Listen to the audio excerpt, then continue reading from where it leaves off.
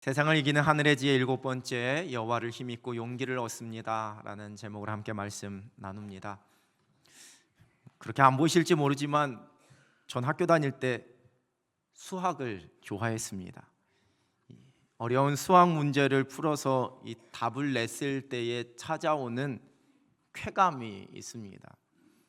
고등학교 2학년이 되면서 문과와 이과를 이제 선택을 하게 될 때 저는 처음에는 이과를 선택했다가 나중에 고시를 보겠다라는 꿈을 버리지 못해서 다시 선생님께 말씀드려서 문과를 다시 선택하긴 했지만 이 수학은 여전히 제가 좋아하는 과목 중에 하나였습니다.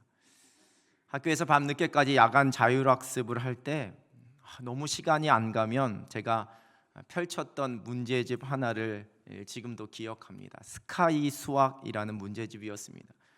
소위 말하는 쉬마 문제라고 하는 여러 가지 수학적 개념과 공식을 동원해야지만 풀 수 있는 한 페이지에 겨우 한 문제, 두 문제, 세 문제 정도 실려 있었던 문제집이었는데요. 한 문제를 푸는데 1시간 이상 걸렸던 그러한 문제도 있었습니다.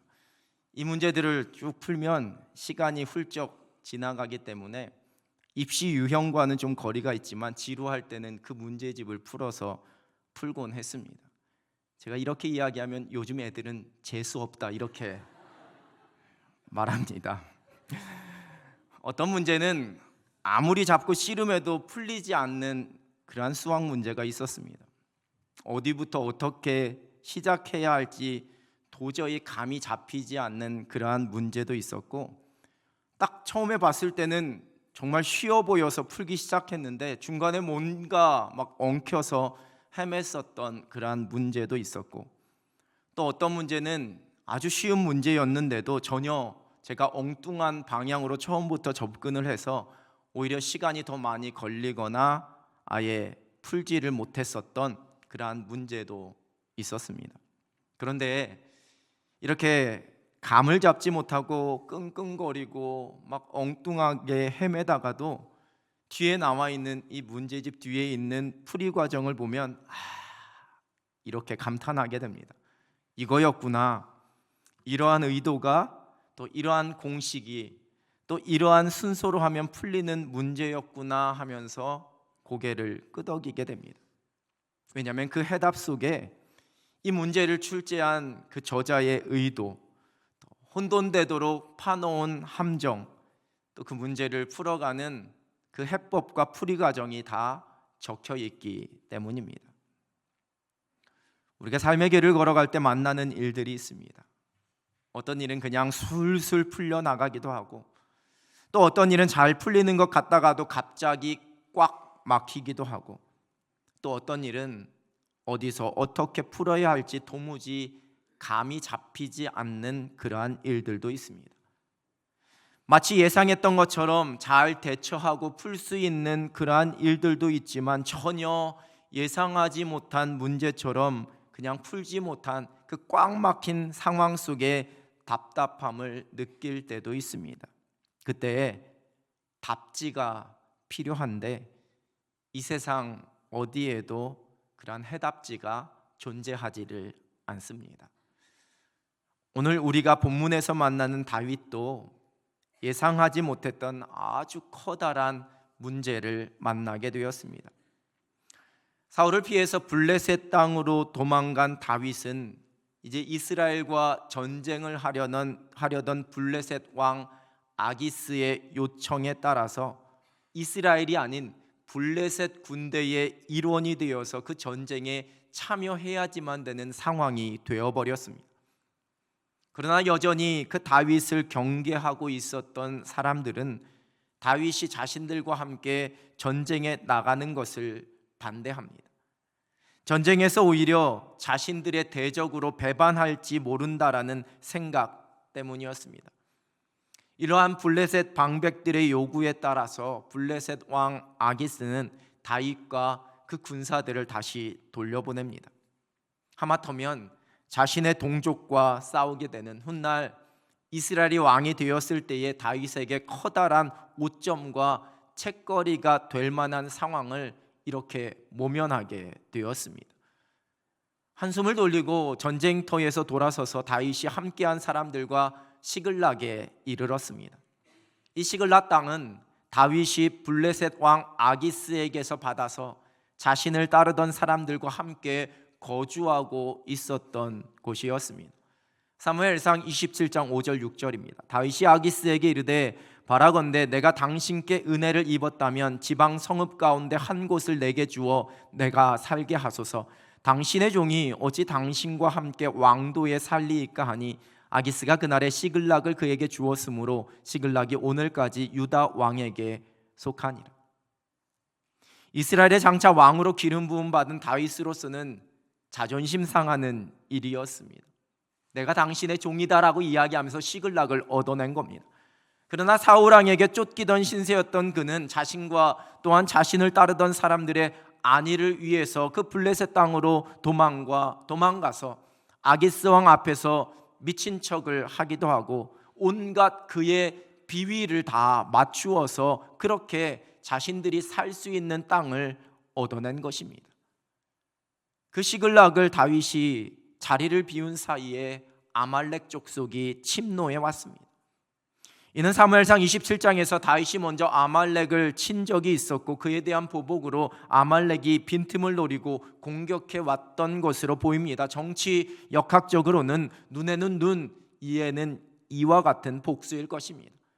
또한 한편으로는 이것은 다윗이 이방 나라였던 블레셋 땅으로 피난을 가서 그 블레셋 왕의 눈에 잘 보이기 위해 아첨하고 그 이스라엘과 전쟁까지 할 뻔한 상황까지 놓여지게 된, 그저 자신의 생각으로 안전하다 생각했던 블레셋 땅으로 도망간 다윗에 대한 하나님의 징계다라고 말할 수 있을지도 모르겠습니다. 그러나 그 모든 이유를 떠나서 지금 다윗의 입장에서는 나름 최선을 다하고 있는 중이었습니다. 하나님께서 주권적으로 택하셔서 기름 부으시고 왕으로 삼겠다라고 하셨는데 그로 인해서 사울 왕에게 쫓기는 신세가 되었습니다. 하나님께서 세우신 왕인 그 사울을 자신이 어찌할 수 없기 때문에 공격이 아니라 오직 도망과 피신밖에는 할 수밖에 없는 어쩔 수 없는 상황입니다. 자신의 목숨뿐만 아니라 가족들, 자신을 따르는 사람들과 그 가족들을 보호하기 위해서 지금 다윗은 나름대로 최선을 다하고 있었습니다. 그런데 자신의 영토를 확장하고 자신의 힘을 과시하기 위한 그러한 전쟁도 아닌 정말 어쩔 수 없었다라고 항변할 수밖에 없는 그 전쟁에 다녀온 사이에 지금 이러한 일이 벌어진 겁니다. 시글락을 침노한 아말렉은 그곳에 불을 지르고 거기 사람들을 사로잡아 끌고 갔다 본문 2절은 기록합니다. 이 남자들이 다 전쟁터에 나간 사이에 남아있던 자녀들과 여인들이 그렇게 끌려갔습니다. 시글락에 돌아온 다윗의 일행이 그 눈앞에 펼쳐진 그 상황 앞에서 어떠했을지 여러분 짐작이 되시는지요? 삶의 터전이 다 불에 탔고 자기들의 아내와 자녀들이 사로잡혀 가서 지금 아무도 없는 상황입니다. 본문 4절은 그들의 모습을 이렇게 기록합니다. 세번역 성령입니다. 다윗과 그의 부하들은 목 놓아 울었다. 모두들 더 이상 울 힘이 없어 지칠 때까지 울었다. 울다 지쳐서 더 이상 울 힘도 남아있지 않을 정도로 극심한 슬픔과 절망 가운데 빠졌습니다. 갑작스러운 사고 앞에 가족을 잃게 된 사람들의 안타까운 뉴스를 보다 보면 그 충격과 슬픔에 울다가 실신했다라는 기사를 보게 됩니다. 10여 년 전에 제 대학 시절 친구가 교회에서 주일 예배를 마치고 어린 두 딸을 자기가 차에 태우고 운전해서 집으로 가던 중에 그만 중앙 가드레일에 차가 부딪히는 큰 사고로 큰 딸은 그 자리에서 하늘나라에 가고 작은 딸은 많이 다쳐서 병원 중환자실에 입원하게 되는 엄청난 일을 겪게 되었습니다. 그 소식을 듣고 놀란 마음에 장례식장으로 달려갔을 때에 정말 망연자실에 있었던 그 친구의 모습과 그 눈동자를 10년이 지난 지금도 잊을 수가 없습니다. 다윗을 주군으로 따르고 있었던 사람들이었지만 자신들의 눈앞에 펼쳐진 상황, 가족들이 다 아말렉에게 사로잡혀간 상황 속에서 그 슬픔으로 인한 분노와 흥분은 이제 다윗에게로 향했습니다. 본문 6절 상반절입니다. 백성들이 자녀들 때문에 마음이 슬퍼서 다윗을 돌로 치자 하니. 그들의 슬픔이 어떠했는지, 그로 인해 일어난 그 분노가 얼마나 컸는지를 알 수 있는 모습입니다. 본문 5절의 말씀은 다윗의 아내들도 아말렉으로 사로잡혀 갔다라고 기록하면서 다윗도 또한 사랑하는 가족들을 잃는 그 슬픔에 놓였음을 말씀합니다. 거기에다가 자신을 믿고 따르던 사람들이 자신을 돌로 치려고 하는 아주 급박한 상황입니다. 6절의 말씀은 다윗이 크게 다급하였으나 이렇게 다윗의 모습을 기록합니다. 이곳의 원어인 히브리어 단어는 궁핍해지다, 고생하다 이러한 의미를 가지고 있습니다. 새 번역 성경은 곤경에 빠지다라고 번역합니다. 어찌해야 할지 알지 못하는 당황스럽고 절망적인 상황, 극심한 슬픔과 고통으로 인해 괴로운 상황, 왜 이러한 일이 내게 일어났는지 도무지 이해가 되지 않는 상황, 내가 블레셋으로 오지 말았어야 하나? 내가 전쟁터로 나가지 말았어야 하나? 적어도 몇 명의 군사들은 이 시글락에 남겨놓았어야지만 하나? 왜 이들을 보호해주지 못했을까라는 자책과 후회가 밀려오고 있는 그러한 상황입니다.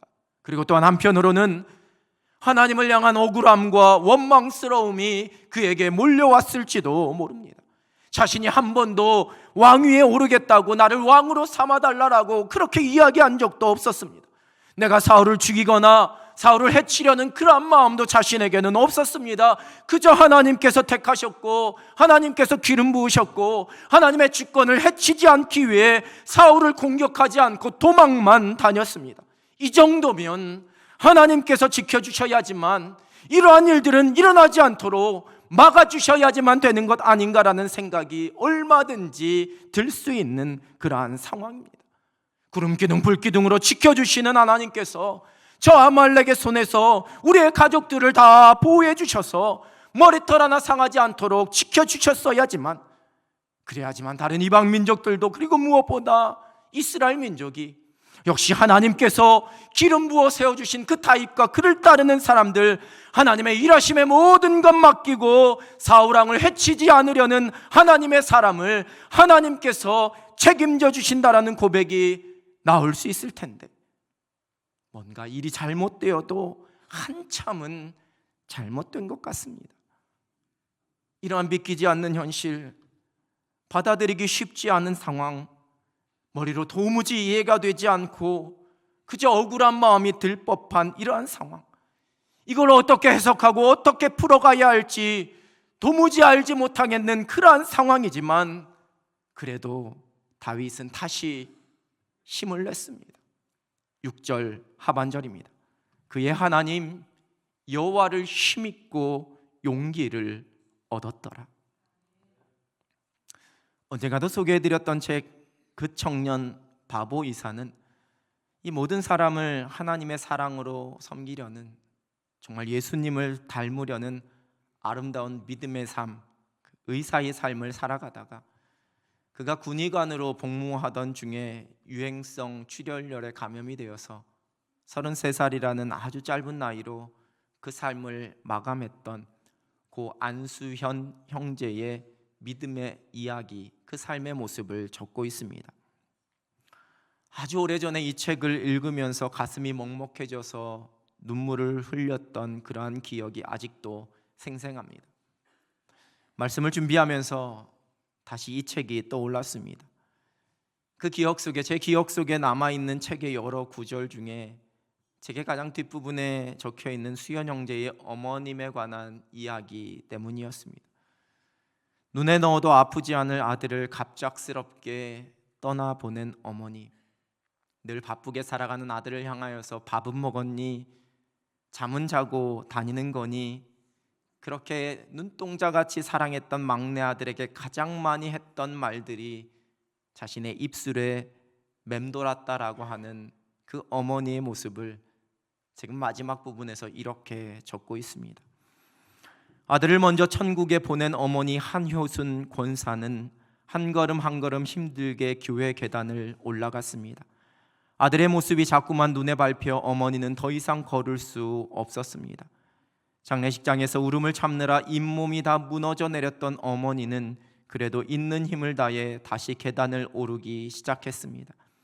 아무리 큰 절망 가운데 있더라도, 아무리 하나님의 뜻을 이해할 수 없더라도 절름거리면서 계속 앞으로 나아가며 하나님의 신실하심을 의지해야 한다는 것을 사랑하는 아들이 가르쳐 주었기 때문입니다. 목사로 지금까지 정말 수많은 장례를 인도했지만 집례하기 참 힘들었던 잊혀지지 않는 장례들이 있습니다.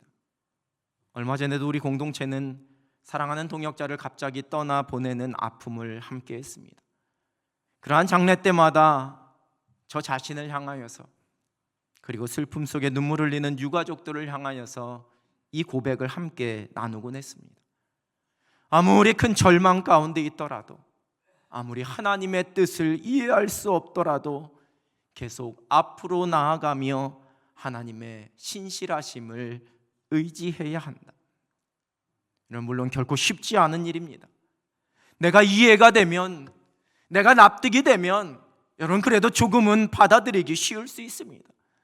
내가 예상했고 내가 머릿속으로 어느 정도 생각하면서 준비했던 일이면 그냥 고개를 끄덕일 수 있습니다. 물론 그래도 감정적으로는 수긍할 수 없을 때도 많겠지만 이 머리로는 수긍이 되기에 내 감정을 이해시키려고 스스로를 다독거리면서 그 마음을 추스르게 됩니다. 그러나 도무지 이해가 되지 않는, 내가 전혀 예상하거나 생각하지도 않았던 상황 앞에서는 이런 우리의 생각도, 우리의 감정도, 우리의 의지도 다 무너져 내립니다.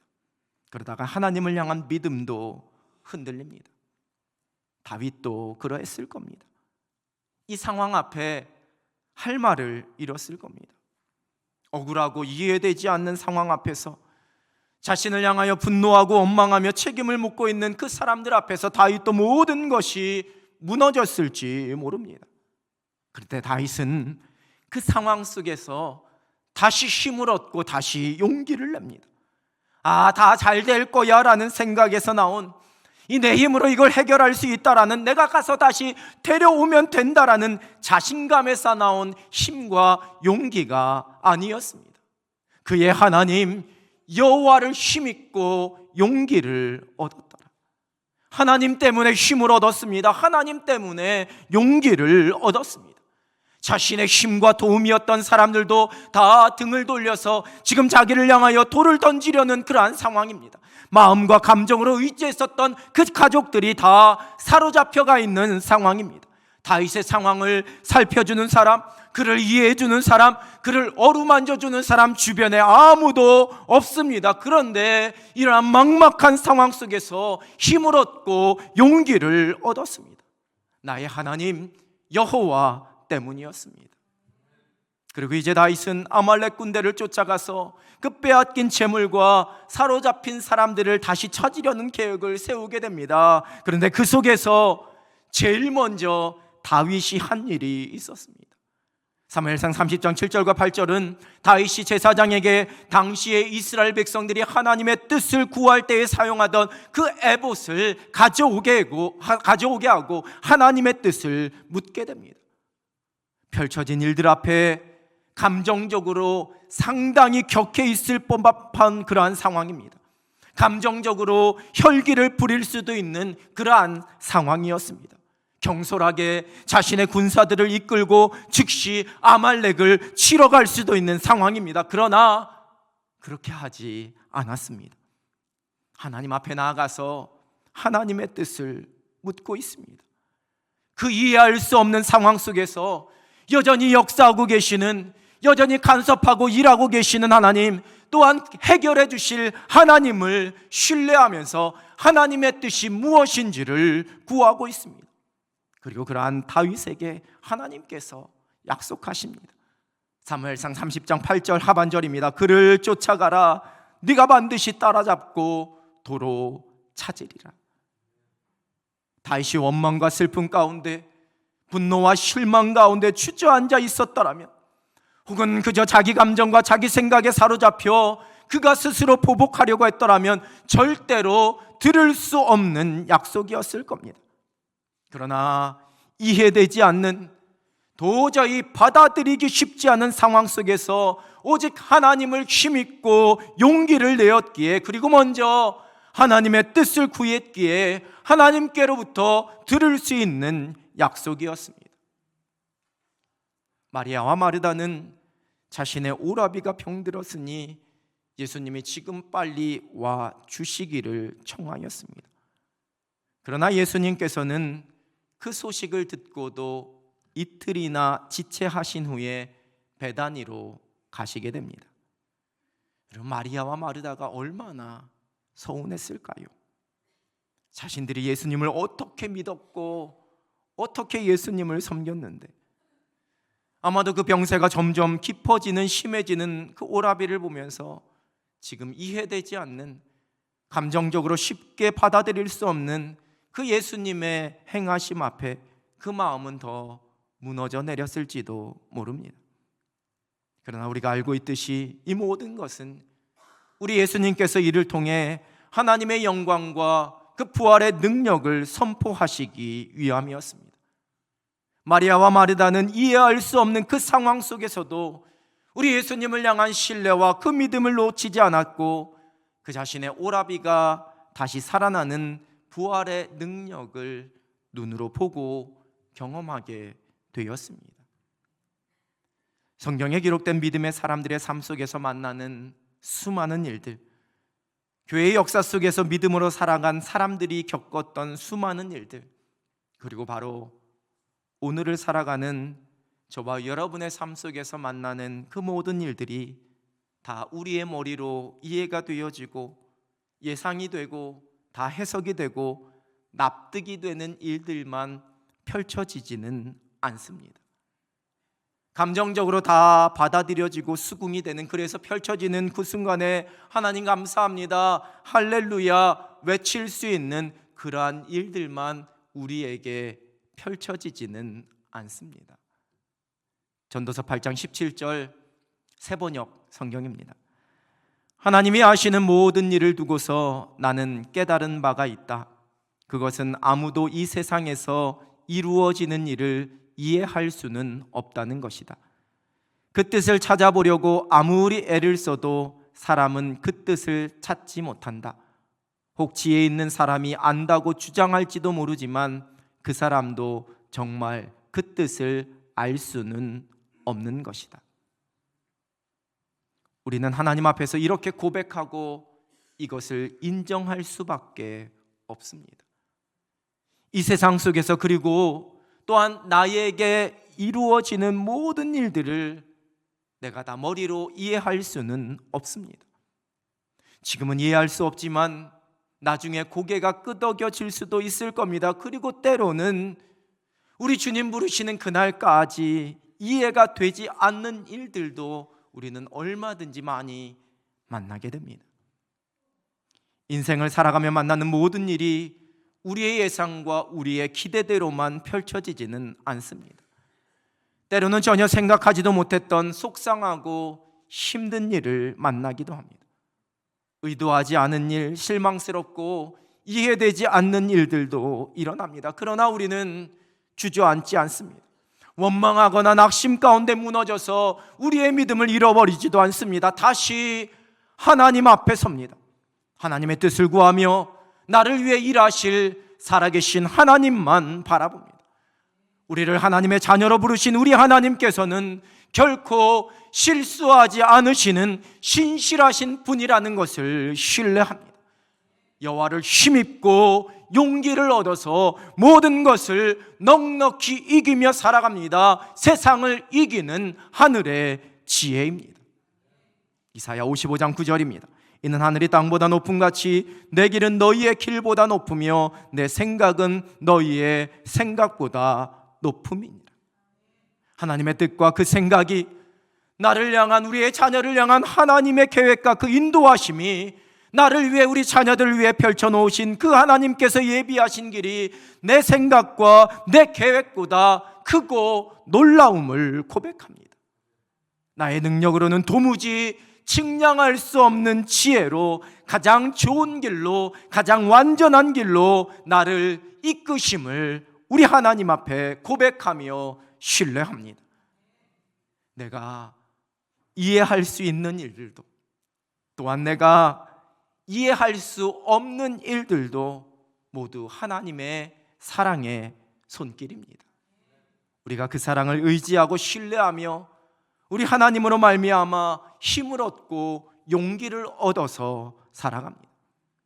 아무리 복잡하고 풀리지 않는 인생의 문제도 우리의 창조자가 되신 하나님은 그 해법을 다 알고 계시고 지금도 그 하나하나를 다 풀어가고 계십니다. 세상을 이기는 이 하늘의 지혜로 오직 살아계신 하나님만 바라보며 주어진 모든 것을 넉넉히 감당하고 이기며 살아갈 수 있는 여러분 되시길 우리 주님의 이름으로 축원합니다. 기도하겠습니다. 하나님 아버지, 인생을 살아가며 만나는 수많은 일들 앞에 때로는 우리가 좌절하고 낙심하고 이해되지 않기에 우리의 모든 것이 무너져 내릴 때도 있음을 주님 앞에 고백합니다. 하나님, 우리를 긍휼히 여겨주셔서 그때마다 우리의 믿음을 다시 새롭게 하여 주시고 하나님을 힘입고 용기를 얻을 수 있는 하늘 백성들 되게 하여 주시옵소서. 우리보다 더 큰 생각과 계획과 더 완전한 길로 우리를 이끌고 계신 살아계신 하나님만 의지하고 신뢰하며 믿음으로 당당하게 걸어가는 하늘 백성들이 되게 하여 주시옵소서. 예수 그리스도의 이름으로 기도드립니다. 아멘.